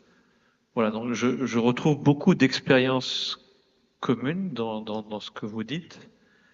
Après, on a effectivement des petites différences d'organisation que vous avez bien mis en avant, mais je pourrais déployer 4 piliers catholiques complémentaires. Tout ça m'amène à penser qu'on est dans le même bateau, protestants catholiques, qu'on traverse la même épreuve purificatrice. Alors, en plus, nous, l'Église catholique, elle a pris d'autres aspects, cette crise, donc on est vraiment très décapé ces derniers temps. Mais effectivement, la transmission de la foi, comme vous avez conclu, c'est pas à nous de le faire, c'est au Christ de le faire. Donc, moi, je ne retiens qu'une seule chose, cette confiance dans ce que le Christ fait à travers nous. Et je pense que c'est ça peut-être le moyen de retrouver cette dynamique. C'est effectivement avoir la certitude qu'il n'y a aucun confort et que la mission est première et que tout le reste découle de cette mission d'être au service des autres. Voilà, donc malgré les petites différences que vous avez soulignées, j'ai trouvé beaucoup de similitudes avec ce que nous vivons dans l'Église catholique. Donc merci pour ce témoignage, même si j'ai senti quelques petites piques, mais... Mon propos n'était pas du tout de marquer des différences d'ailleurs. Hein, pour avoir quelques très bons copains qui sont des frères avec qui je serais dans la même église. Et avec Jean-Paul Vesco, on dit souvent, on a l'habitude de dire le mot Église ne devrait jamais se décliner au pluriel. Il y a une Église du Christ et il y a des confessions chrétiennes. Et que de mettre ce mot Église au pluriel est déjà une infidélité. Il faut qu'on la mette au singulier. Ce mot doit être dit au singulier. Parce que c'est pas notre Église, c'est la sienne. Donc je consonne ce que vous dites et je suis certain que vous avez vos 4 pieds aussi qui portent votre centre avec beaucoup de fermeté. Samuel, l'identité protestante que tu décris, est-ce qu'elle est française? Est-ce que ça se retrouve à l'extérieur? Je pose cette question en ayant une partie de la réponse parce que j'ai un ami qui est passé par cette paroisse, qui se trouve dans un pays d'Europe du Nord très luthérien et qui s'y retrouve pas en fait. Donc, comment est-ce que et les 500 ans que tu as décrits, les assemblées du désert, etc., auxquelles tu fais référence un petit peu, ne se retrouvent pas nécessairement dans les pays d'Europe du Nord? Oui, ils nous comprennent pas du tout. Je témoigne que dans l'Europe du Nord, aux États-Unis, en Afrique du Sud, vous allez en Corée, la Corée du Sud est protestante réformée. Hein, vous savez peut-être pas, mais c'est la confession dominante en Corée du Sud, c'est des presbytériens, donc c'est réformé. Vous allez au Ghana, c'est des presbytériens. Vous allez, ils comprennent pas du tout. Enfin, ils n'ont pas la même histoire. Et donc ce cheminement que j'expliquais vers la liberté de conscience, vers le fonctionnement démocratique, vers tout ça, c'est inscrit dans la chair aussi d'une histoire qui a été une histoire complexe, d'une minorité qui s'est vécue comme minorité persécutée. Là où ça devient compliqué pour nous aujourd'hui, dans notre Église protestante unie de France, c'est que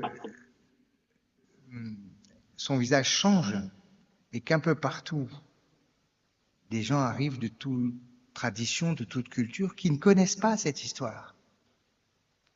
Et donc, ils ne comprennent pas qu'on soit attaché à ces principes-là. Et le bateau tangue un peu. Et c'est un enjeu fort pour nous de dire, OK, il y a des choses qui vont évoluer dans notre liturgie, dans notre manière de célébrer, dans notre manière de prier, dans notre manière de construire l'Église, parce que les gens d'autres traditions, d'autres cultures subsahariennes, asiatiques, etc., viennent dans nos églises et sont là. Ils sont là tous les dimanches, hein, et puis avec les enfants. Et ils ont besoin de catéchèse. Donc, il faut qu'on revienne au centre. Sur quoi on va pas céder? Et c'est ce que j'ai essayé de dire dans notre radicalité, c'est peut-être se dire, on cédera pas sur le fonctionnement démocratique. On cédera pas sur la liberté de conscience. On cédera pas sur l'engagement social qui concerne tout le monde. Et si on est au clair sur ça, on pourra laisser tomber d'autres trucs qui sont des accessoires. On pourra évoluer tranquillement avec d'autres parce que les autres nous feront bouger. Mais il faut être assez clair sur nos convictions. Parce que si on n'est pas clair sur nos convictions, eh bien, tout étranger arrivant va être perçu comme un danger. Et je vais entendre des phrases que j'ai entendues dans notre Église, des mots comme le grand remplacement. Je me reconnais plus, c'est plus mon Église. Vous voyez ces choses-là. Et c'est douloureux hein, d'entendre cette phrase dure, hein.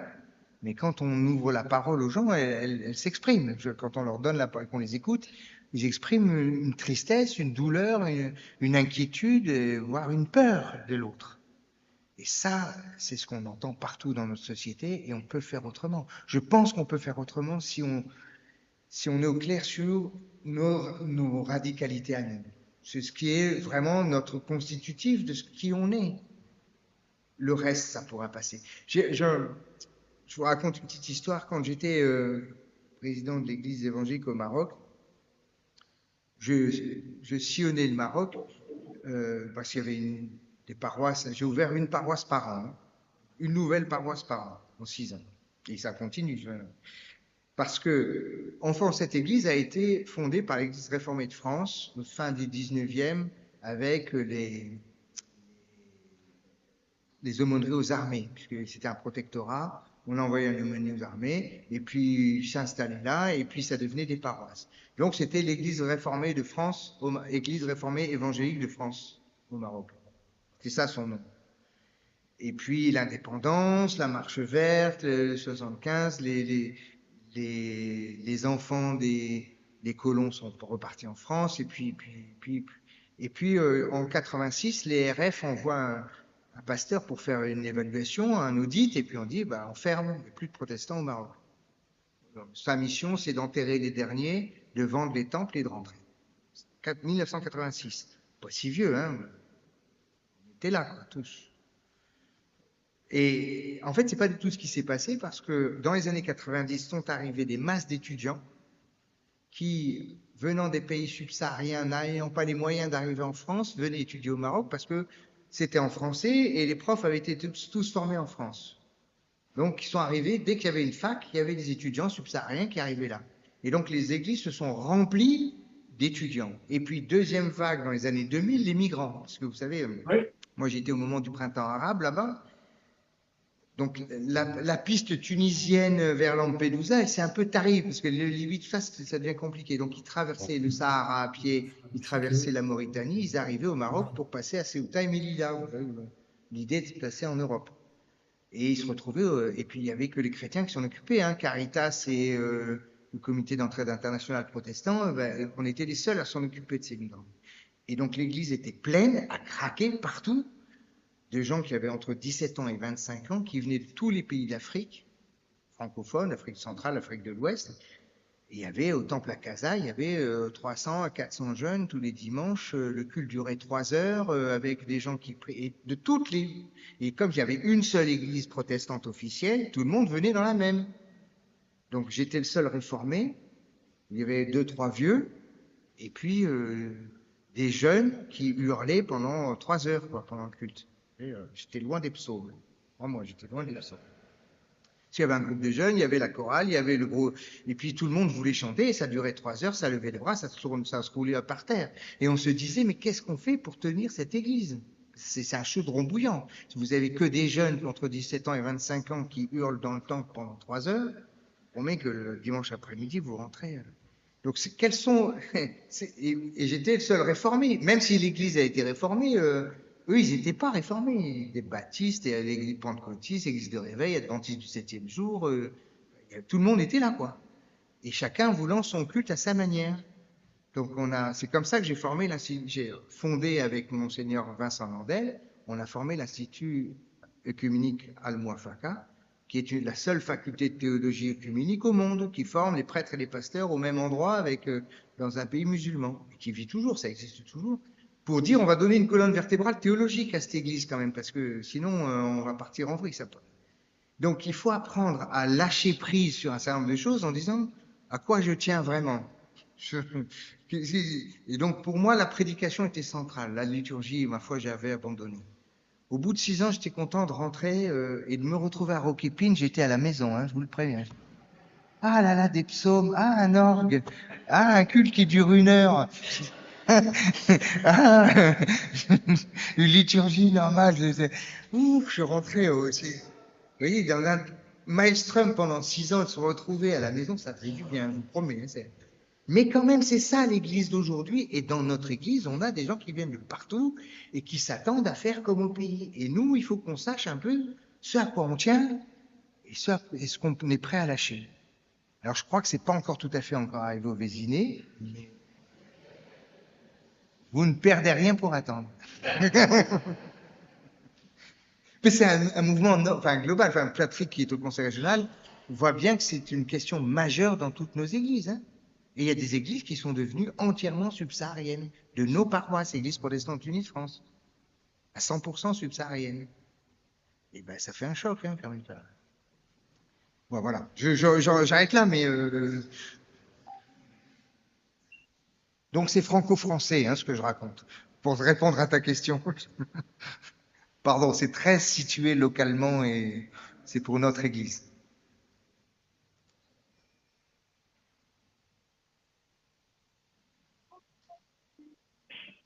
Oui, ça va? Je vous ai éteint.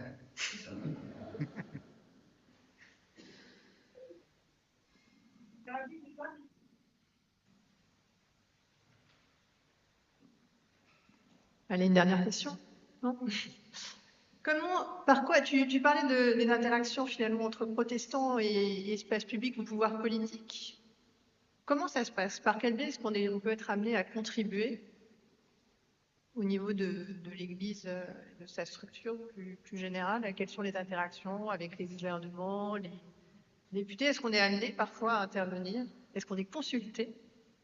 Bref, est-ce qu'il y a des choses à nous raconter là-dessus, puisque c'est une partie qu'on ignore largement. Faut que je réfléchisse parce qu'on dit beaucoup de bêtises là-dessus, hein, donc et j'en dis beaucoup aussi.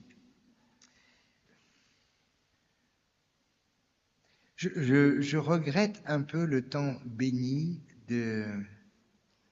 où les protestants étaient engagés en politique, et il y en avait beaucoup.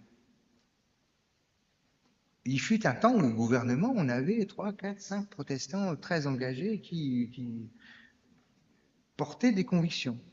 Aujourd'hui, on les cherche quand même en politique. On a encore des serviteurs de l'État, on a encore des grands serviteurs de l'État, quelques-uns, des comptes, secrétaire général de l'Élysée, enfin on a quelques personnalités comme ça, mais très peu. C'est quand même un premier lieu d'engagement, c'est là où on est comme citoyen, on n'est pas que citoyen, on est citoyen croyant. Et de dire je le fais au nom de ma foi, je m'engage au service du bien commun, au service de la société par mes convictions chrétiennes, et c'est pas rien. Vraiment, c'est le premier lieu d'engagement. Et je pense qu'au niveau local, c'est important. Je veux dire, c'est dans sa mairie, dans sa commune, etc. Je trouve que c'est très important. Il y a un deuxième lieu qui me semble déterminant en ce moment. Et moi, je vois 2027 comme une catastrophe, comme un train qu'on va prendre dans le nez, vous voyez. L'élection présidentielle de 2027, je le vois comme un train. Et quand je parlais de l'engagement démocratique, il va falloir apprendre à pas céder. Il va falloir, vous savez, vous connaissez l'histoire de la fenêtre d'Overton, où des idées inacceptables sont mises dans l'espace public. On trouve ça, ah non, on peut pas dire ça. Et puis peu à peu, on accepte de les entendre, et puis on élargit la fenêtre d'Overton. Ce qui était totalement inacceptable devient acceptable. C'est le phénomène de la grenouille qu'on cuit à petit feu dans la casserole. Il y a de l'inacceptable dans l'espace public, parmi les politiques, dans ce qui se fait, dans ce qui se décide, sur lequel on cède. Parce qu'on n'a pas dit non, parce qu'on n'a pas exercé notre vigilance. Et on a une tradition de résistance. Dans nos actes, dans nos paroles, dans nos prises de parole, on peut dire non. Et il va falloir apprendre à dire non. Je pense qu'il y a un enjeu majeur, je ne fais pas souvent de pub, mais il y a un enjeu majeur pour la démocratie qui est celui des médias. Il faut investir notre média protestant national qui s'appelle Réforme. Il faut le soutenir, il faut s'abonner, il faut le soutenir, il faut rentrer dans la discussion, parce qu'il y a un moment où les médias, regardez ce qui se passe aux États-Unis, ça va nous arriver. On n'est pas plus malin que les autres, hein. On n'est pas plus malin que les autres. Ça va nous arriver. Et les médias, vous voyez la bataille qui a lieu autour des médias aujourd'hui, avec quelques groupes de milliardaires qui prennent l'autopouvoir sur les médias. Si on n'a pas un espace pour dire quelque chose en toute liberté, la démocratie va être en danger, réellement va être en danger. C'est le moment de se réveiller. 2027, c'est demain. Il faut qu'on s'abonne à Réforme, il faut qu'on soutienne ce journal, il faut qu'on intervienne dedans, qu'on dise, vous n'êtes pas abonné à l'œil de Réforme tous les matins, un petit regard vous recevez un petit SMS à 8h30 et c'est le regard d'un protestant. On est plus de 50 à contribuer et si vous vous sentez, vous pouvez aussi postuler pour contribuer. Tous les matins, un regard protestant sur ce qui se passe dans le monde, dans l'Église, dans la société, dans les convictions, avec des convictions protestantes qui peuvent dire. C'est un enjeu majeur. Il faut qu'on tienne cette place-là dans l'espace public. les médias. Il faut qu'on ait une voix libre d'information et d'opinion qui puisse dire nos convictions au moment où ce sera nécessaire, qui pourra dire là, nous on résiste, on rentre en résistance. Il y a des contributions aussi qui sont de l'ordre des contributions économiques et je veux dire le consentement à l'impôt fait partie des choses de la contribution à l'espace commun, au bien commun. Et on renacle, on est français, avant tout français. Mais la contribution au bien commun, c'est aussi ça. C'est aussi de pouvoir dire, ce sont des hôpitaux, sont des infirmières, sont des policiers, sont des gens qui font le travail pour que l'espace public, le commun, continue à exister. Tout ce qui va créer du commun est bon. Tout ce qui va faire tomber des barrières, faire se rencontrer des gens. Je sais que le communisme n'est pas en odeur de sainteté aujourd'hui. Je sais que le dialogue interreligieux est compliqué avec l'islam. Et je sais que l'islam est dans une position difficile et fâcheuse en ce moment. C'est bien le moment où il faut leur tendre la main. C'est bien le moment où il faut dire nous on croit à ça, nous on y tient, on veut continuer, on n'arrêtera pas. Alors que tout nous pousse à dire bon, allez, c'est pas possible, ils veulent pas, on va arrêter. Vous voyez, il y a un travail de l'espace public, c'est ça aussi. Quand il y a une laïcité militante qui a tellement peur du religieux qu'il l'exclut de l'espace public, il faut résister, il faut dire non, non. Les droits de l'homme disent que tout être humain a le droit d'exposer ses convictions dans l'espace public et de les partager. C'est dans les droits de l'homme. C'est la loi de la laïcité. Il faut tenir bon. On a été promoteur de cette loi. Si on y tient, il ne faut pas se laisser exclure de l'espace public. C'est pas un lieu privé ici, c'est un espace public. Et tout le monde peut rentrer. Et tout le monde peut sortir. Il faut tenir bon des espaces comme ça. Que nos lieux soient des lieux de rencontre. Que nos repas de paroisse, profitons-en pour inviter la communauté musulmane à d'autres repas de paroisse. J'en sais rien. Je dis ça, peut-être je dis des choses inaudibles. Je ne suis pas là pour vous donner des recettes, mais je pense que puisque la communauté dans ces repas de paroisse montre quelque chose de l'amour de Dieu les uns pour les autres, profitons de ça. C'est ça ce qu'on fait de mieux et il n'y a pas besoin de formation théologique pour faire ça, hein, d'inviter les autres à manger et de répondre à une invitation à manger et de dire, vous voyez par exemple, moi je pense qu'il y a une chose qu'il faut faire aujourd'hui dans le dialogue interreligieux, dans le dialogue œcuménique. On n'aborde pas la foi de l'autre par ses maladies spirituelles. Nous, on détesterait qu'on nous regarde protestants en nous collant des étiquettes des évangéliques les plus fanatiques. On détesterait ça. Ça fait partie de la famille, mais si on nous collait cette image-là. Donc, n'allez pas vers la religion de l'autre à partir de ses fragilités, mais à partir de ses forces. Et quelle est la plus belle force? Ce sont les fêtes. Par vos fêtes et par leurs fêtes. C'est les moments festifs où on essaye de montrer. Moi, j'étais accueilli au Maroc. Le premier jour, j'arrive, c'est en plein Ramadan, j'avais la voiture pleine, les enfants, une nuit de bagnole pour traverser l'Espagne en voiture, avec la voiture pleine, rien à manger. Mon premier contact avec l'islam, ça a été de me faire inviter au ftour, donc à la rupture du jeûne. Et ça a été un repas magique pour mes enfants, pour moi, et je me souviendrai toujours de ça, quels que soient les défauts que je vois aujourd'hui dans les trucs compliqués de l'islam. J'en connais aussi les effets pervers des musulmans aujourd'hui qui traversent des choses vraiment inacceptables. Mais je préfère rentrer dans l'islam par ses fêtes, par l'Aïd, par le Ftour, par le Mouloud, et je préfère que les musulmans découvrent les chrétiens par Pâques, par Noël, par, voyez, Pentecôte. Les moments festifs, quoi. Le moment où on invite à manger les copains, invitons-les à manger. C'est une vraie porte d'entrée, parce qu'on a un regard de considération positive sur l'autre. Et ça, on crée du commun. Parce que demain, on va se taper dessus. Si on ne fait pas ça, demain, on va se taper dessus. C'est une évidence. Et je dis demain, ça a déjà commencé. C'est déjà aujourd'hui. J'ai mal répondu, peut-être, Caroline. Je ne suis pas un grand politicien. C'était au moins une partie de la réponse. Merci beaucoup.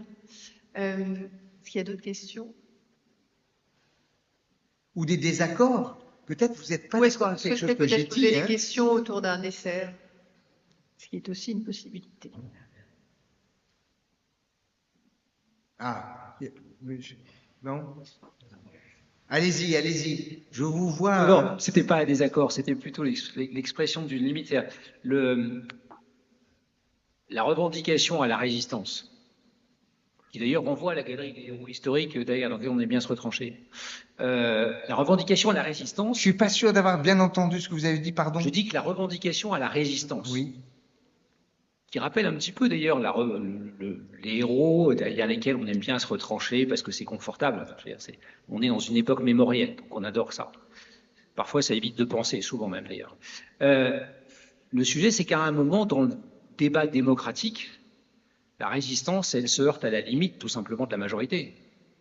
C'est-à-dire que vous dites, et vous avez raison, qu'il y a des valeurs sur lesquelles il ne faut pas transiger. Enfin, des valeurs, c'est pas le bon mot d'ailleurs. Il y a des engagements sur lesquels on ne doit pas transiger.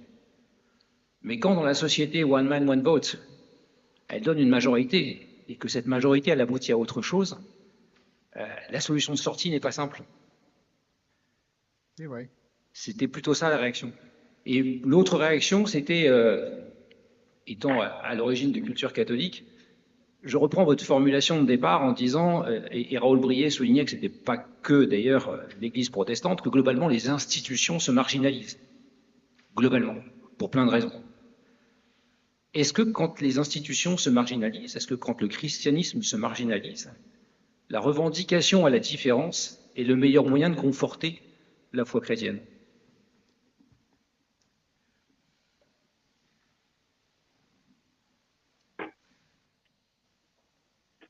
Alors, j'ai dit deux choses importantes.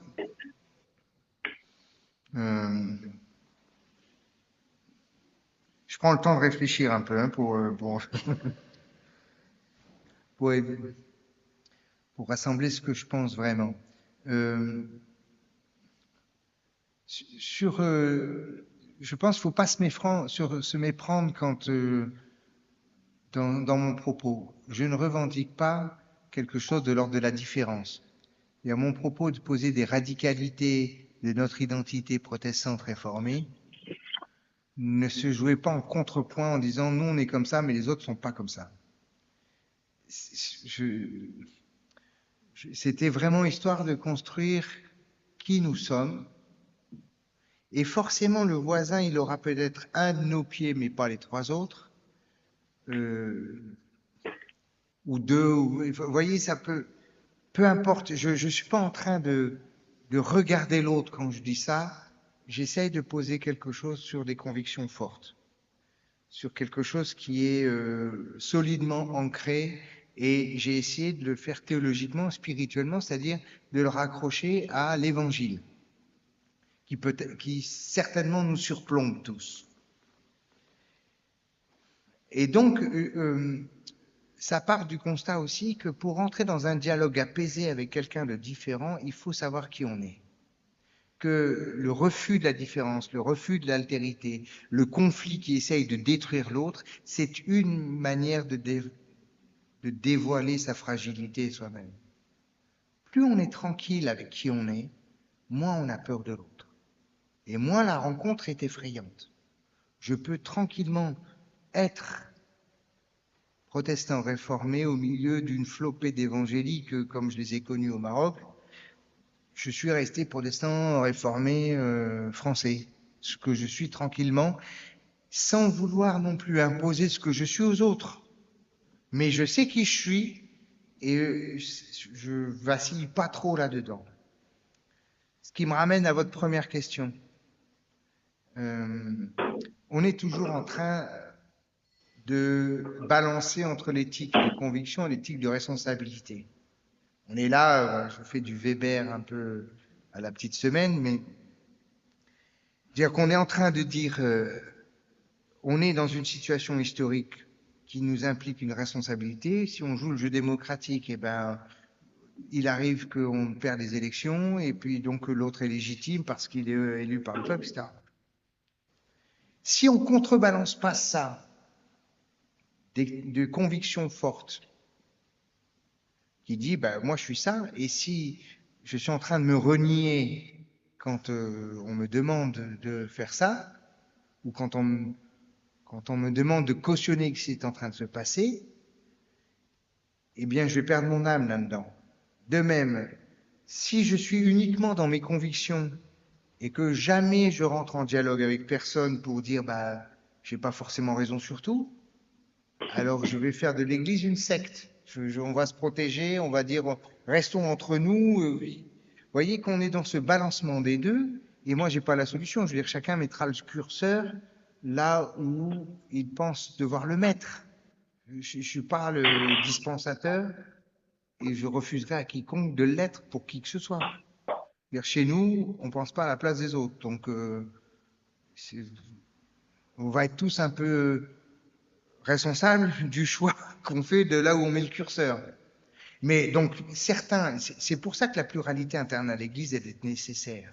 C'est-à-dire que certains vont appuyer le curseur dans ce sens-là, d'autres vont l'appuyer dans ce sens-là, et au synode, quand on va s'engueuler, on va, par la procédure du synode, arriver à dire, bon, voilà, on décide ensemble de mettre le curseur à cet endroit-là, et c'est ça la position de notre Église. Et je trouve ça, cette pluralité, elle est nécessaire et indispensable. Je parle de pluralité théologique dans notre Église, hein, des différents courants qui la traversent et qui l'habitent depuis 5 siècles. Eh bien, c'est indispensable parce que s'il y avait un seul courant, imaginons le courant confessant, attestant, prenne le dessus et élimine les autres. Politique fiction. Il va être tiré du côté de l'éthique de conviction au mépris de la responsabilité. Imaginons l'inverse, que les libéraux prennent le pouvoir et disent les attestants dehors, on n'en veut plus. Ils vont nous attirer vers l'éthique de responsabilité, de ce que Ellul appelait la conformité au monde, quoi. En disant, bah voilà, on va faire comme. Et puis les convictions, on va les perdre. Vous voyez, et les deux s'autorégulent. Et au milieu, il y a des luthériens qui disent, mais attention, Luther dit, il y a la cité de Dieu et la cité des hommes, les deux règnent, n'embarquez pas Dieu dans vos combats humains. C'est les luthériens qui disent ça. Et ils ont raison. Et il faut qu'ils le disent. Vous voyez, ce débat pondéré se fera dans la pluralité, ou alors on va disparaître parce qu'on va tomber dans un camp. Et on va tomber dans ce qu'on veut pas justement, la polarisation, et on va perdre notre âme dans la polarisation. Je répondrai un peu comme ça, mais vous voyez que je botte en touche.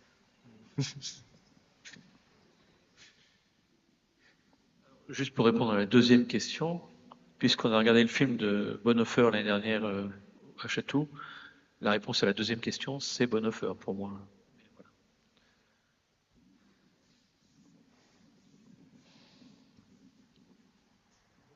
Pas d'autres questions de mon côté, mais je crois qu'on va passer du coup au dessert pour ceux qui ont encore quelques minutes et qui veulent une petite touche sucrée pour finir. Un très grand merci Samuel pour ton intervention ce soir.